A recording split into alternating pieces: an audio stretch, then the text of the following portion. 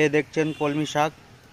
এটা বাজার থেকে কিনে আনা ডালের শেকড় লাগানোর পর এরকম হয়েছে, দেখতে পাচ্ছেন একদম বড় বড় পাতা।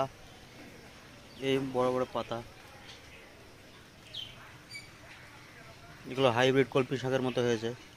এখানে রয়েছে জৈব সার। জৈব সার দিয়ে তৈরি করার জন্য এই পাতাগুলো অনেক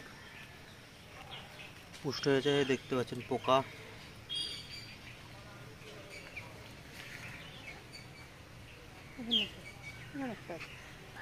তার সাথে এই রঙ্গন গাছের পাশেও একটা স্প্রাইটের বোতলে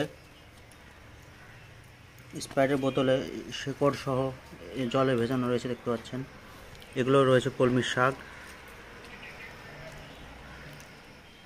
এভাবেও আপনি কলমি শাক বাড়িতে তৈরি করে রান্না করার জন্য ব্যবহার করতে পারেন।